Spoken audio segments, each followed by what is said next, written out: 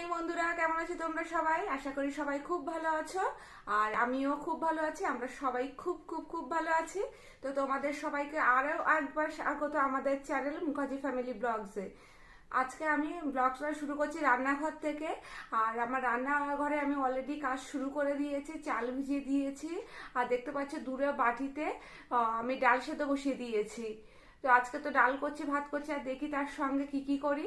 পাখুম এখনো ঘুম থেকে ওঠেনি, আর কোস্তাব একবার ঘুম থেকে উঠে আবার পাখুমের পাশে শুয়ে পড়েছে, মনে হয় আবার ঘুমিয়েও গেছে এতক্ষণে। তো যাই হোক, আমি রান্না বান্না তো শুরু করে দিয়েছি। পাখুম উঠলে তারপরে কি কি করি দেখো। তোমরা অবশ্যই সঙ্গে দেখো। কড়াইতে তেল বসিয়ে দিয়েছি, তেলটা গরমও হয়ে গেছে। আর এইদিকে কিন্তু ডাল সেদ্ধ হয়ে গেছে। তো এর মধ্যে আমি কাঁচা লঙ্কা আর কি বলে হলুদ দিয়ে দিয়েছি, একটু ফুটিয়ে নিই, তারপরে ফোড়নটা দিয়ে দিলে ডালটাও কমপ্লিট হয়ে যাবে। আমি এবার এর মধ্যে কালো জিরেটা ফোড়ন দিয়ে দিচ্ছি, ভাজা করব এটা। কালো জিরে ফোড়ন দিয়েছি। এবার এর মধ্যে আসলে আলু আর বরবটি ভাজা করছি। আলু আর বরবটিগুলো দিয়ে দিচ্ছি এর মধ্যে, দিয়ে নুন হলুদ দিয়ে দেবো পরিমাণ মতো, আর কাঁচা লঙ্কা দিয়ে চাপা দিয়ে রেখে দেবো। তারপরে এটা ভাজা হওয়ার একটু আগে সামান্য একটু পরিমাণে চিনি দিয়ে দেবো। এই যে পরিমাণ মতো নুন দিয়ে দিলাম। এবার হলুদটা দিয়ে দিয়ে এটা নাড়াচাড়া করে চাপা দিয়ে রাখবো। হলুদ আমি ভাজাতে বেশি দিই না। ভালো করে নাড়াচাড়া করে নিচ্ছি। একটু বাদে আবার চাপাটা খুলে দিয়ে আবার নাড়াচাড়া করে নেব। তো চলো এটা আমি ভাজাটা করে নিই, আর ততক্ষণে ডালটা ফোড়ন দিয়ে দিই। এইদিকে তো ভাজা হচ্ছে, আর ততক্ষণে আমি ডালে ফোড়ন দিয়ে দিচ্ছি। ডালে আমি আজকে দিচ্ছি হলো আবার নিজেরই কাশি পেয়ে যাচ্ছে। ডালে দিয়েছি আমি সাদা গোটা জিরে আর তেজপাতা ফোড়ন দিচ্ছি। শুকনো লঙ্কাটা দিচ্ছি না, যদি ঝাল হয়ে যায় ছেলে খেতে পারবে না, তাই। এবার এর মধ্যে ডালের মধ্যে কিন্তু লাস্টে আমি একটু পরিমাণ মতো চিনি দিয়ে দেবো, ঠিক আছে? এই দেখো ডালটা ফোড়নের পরে এভাবে ফুটছে, এর মধ্যে আমি চিনি মিশিয়ে দিয়েছি। তো যাই হোক, ডালটা হয়ে গেছে। এবার আমি এখানে ভাতটা বসিয়ে দেব। ভাজাও হয়ে যাওয়ার মতো হয়েছে। এই দেখো আলু বরবটিটা কিন্তু ভাজা হয়ে গেছে, আর দেখতে দেখো কত টেস্টি হয়েছে, এটা খেতেও ভালো লাগে। আর এই পাশে আমি ভাত বসিয়ে দিয়েছি। তো দেখি ডাল তো হয়ে গেছে, আলু বরবটি ভাজা হয়ে গেছে, আর কি করি।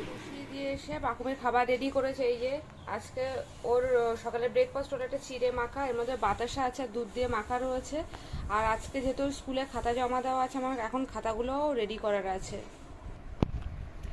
এই বই খাতাগুলো আজকে পাকুমের স্কুলে জমা হবে। তো আমার এইগুলোও রেডি হয়ে গেল। প্রস্তাব বেরোনোর সময় এগুলো জমা করে দিয়ে কাজে চলে যাবে। পাকুম ঘুম থেকে উঠেছে। আমি ওপরে অনেকক্ষণ ওয়েট করেছিলাম ওর জন্য, কিন্তু ঘুম থেকে উঠতে এত লেট করে ফেলেছে আজকে।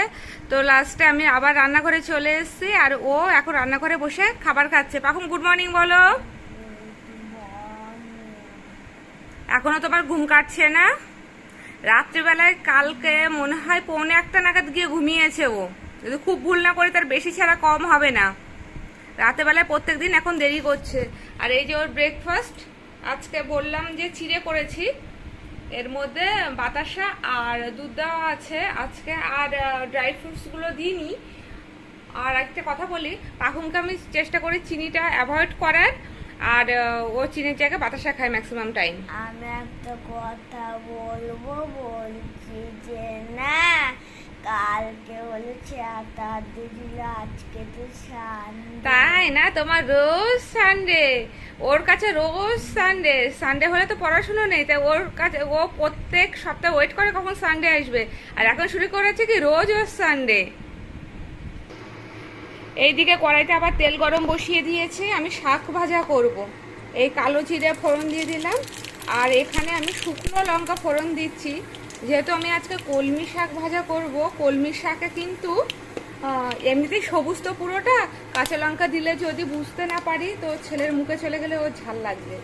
তো যার জন্য শুকনো লঙ্কা ফোড়ন দিয়েছি। আর শাকটা আমি প্রথমে একটু চাপা দিয়ে কমিয়ে নেব, পরিমাণ যেই কমে যাবে তারপরে নুন হলুদ দেবো। শাকে নুন বেশি হয়ে গেলে তো ভালো লাগে না।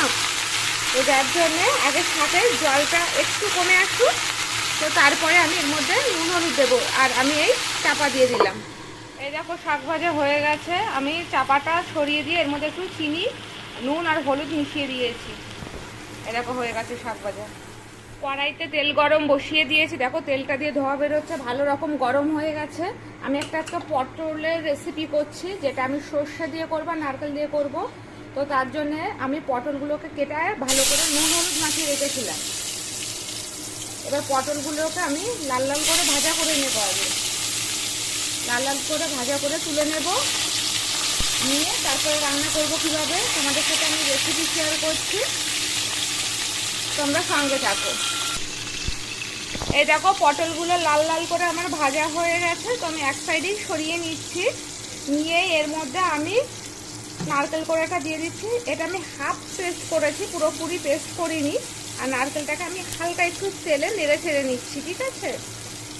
তো তারপরে কিন্তু আমি এর মধ্যে সর্ষে বাটা, একটু সামান্য পরিমাণে চিনি, এইগুলো আমি অ্যাড করে দেব। তো আগে নারকেলটা আমি ভাজা করে নিই। নারকেলটা দেখো একটু সামান্য পরিমাণে ভাজা করে নিয়েছি, হলুদ এর মধ্যে দিয়ে দিয়েছি, নুন পরিমাণ মতো দিয়ে দিয়েছি, এ দেখো কাঁচা লঙ্কাও দিয়ে দিয়েছি, দেখতে পাচ্ছ? এই দেখো তেল ছেড়ে দিয়েছে, নারকেল থেকে তেল ছেড়ে দিয়েছে। এবার আমি এর মধ্যে সর্ষে বাটাটা দিয়ে একটুখানি চাপা দিয়ে দেবো। এই যে সর্ষে পেস্টটা আমি জলের মধ্যে গুলে রেখেছিলাম, আর সামান্য পরিমাণে এর মধ্যে জল দিয়ে দেব। এটা একটু শুকনো শুকনো টাইপের হবে, মাখো মাখো একটা ব্যাপার থাকবে, এই দেখতেই পাচ্ছ। এবার আমি এটাকে চাপা দিয়ে দেব, এই যে চাপা দিয়ে ফুটিয়ে নেব একটু। এবার আমি ঢাকাটা খুলছি, দেখো ততক্ষণে হয়ে গেছে। এই যে দেখেছ? তোমরা চাইলে এর থেকেও বেশি শুকনো করতে পারো, আমি এরকম ঝোল রাখলাম। তো আজকে আমার রান্না সব কমপ্লিট হয়ে গেছে। আজকে তাহলে হলো ডাল করলাম, শাক ভাজা করলাম, আর কি যেন ডালের সাথে, আর ডালের সাথে আলু ভাজা করলাম। আর কি করলাম ডালের সাথে, আমার রান্না আজকের মধ্যে এখন কমপ্লিট হয়ে গেল। তো আজকে আমি করলাম ডাল করলাম, আলু বরবটি ভাজা করলাম, কলমি শাক ভাজা করলাম, আর পটল করলাম সর্ষে আর নারকেল দিয়ে। তো এটাই আজকে দুপুরবেলায় হয়ে যাবে। দেখা যাক রাতের বেলা আবার কি রান্না করি।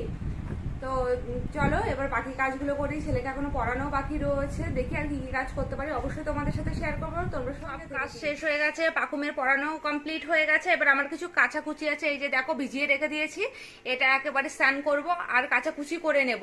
তারপরে দেখা যাক আর কি কি করার আছে। আর আজকে আর ঘর দরের অন্য কোনো কাজে হাত দিইনি, যেহেতু আমার কাঁচাকুচি ভেজানো রয়েছে, আরও কিছুটা কাঁচাকুচি অন্য জায়গায় ভেজানো রয়েছে, তো সব কেচে নিই।